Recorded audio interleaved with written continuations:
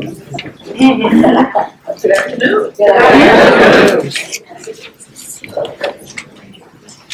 It's so good to be here, and such an honor to be here. And thanks to Sam and Marsha and Yvette and Sharon, and thanks to Allentown. Yeah. The only place in the world where we have a monument of Coretta and Martin. This is, so you know, you heard that I do history, so I'll have to call.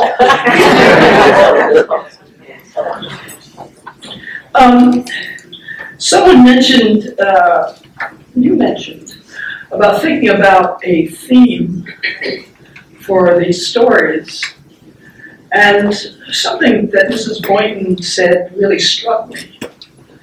She said, there's a small voice in my mind that just wouldn't stop, that wouldn't let me stop. And these are the women here.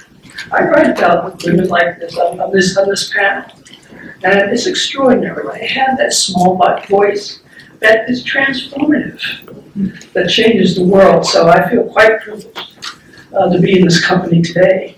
I thought I would talk about an iconic moment in my life, just very much like what Erica was talking about in the March on Washington. And I had another one, and let me just share it with you.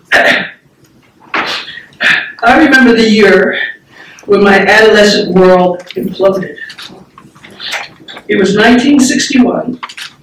I was 13, and before me, in my living room, were black and white television images of something called the Freedom Rides. Men and women, blacks and whites of all ages participated. But what struck me were the black young people who did so. They didn't look much older than I did. Most were college students, which meant in that year they were relatively comfortable and secure futures awaited them.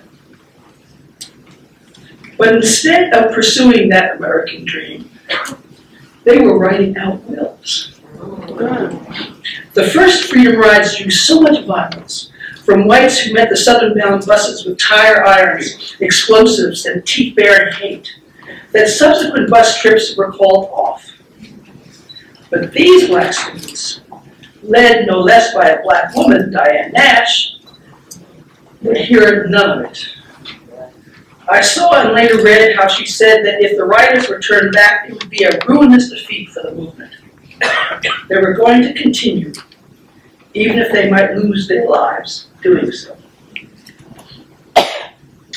My own family, then in Yonkers, New York, a town with its own history of racism, were civil rights activists. My father and grandfather were civic leaders who protested discrimination and founded organizations. My mother was a quiet but fierce lioness who allowed no schoolyard epithets to go unanswered.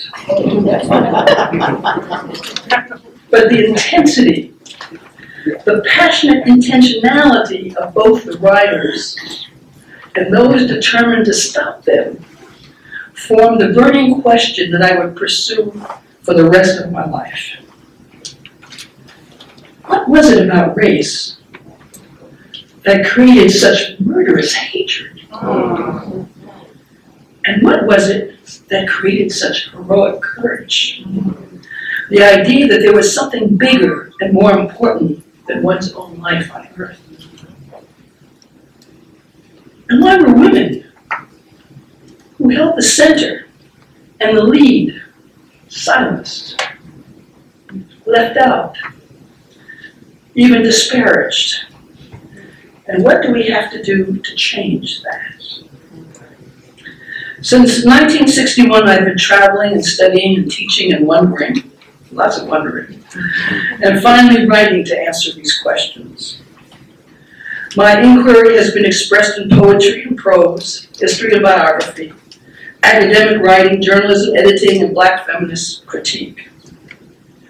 It has come in the form of many subjects: the critical role of black women in racial and feminist movements, the organization of 13 Howard University students that became hundreds of thousands throughout the world, an abolitionist journalist's contentions with race, a black woman journalist who launched the nation's first campaign against lynching, Ida Wells. Spelman College students who went from debutante balls to the jail no bail bars of the incarcerated. Enslaved women who burned down colonial towns, they're my favorite.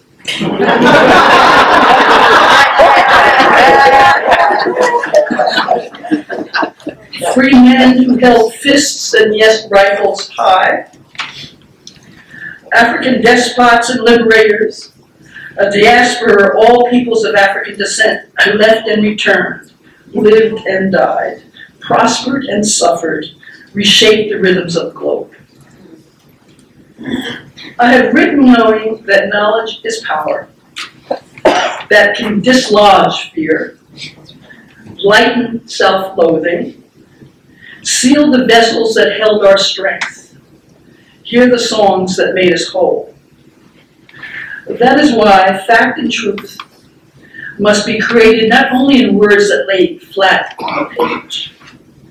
They must possess the power of icons, people, places, moments, meanings that sear the memory and nourish the soul. And what more important icons are there but those women who on fateful days in the greatest movement that the most powerful country has ever known ignited our imaginations to be bigger than ourselves. Thank you.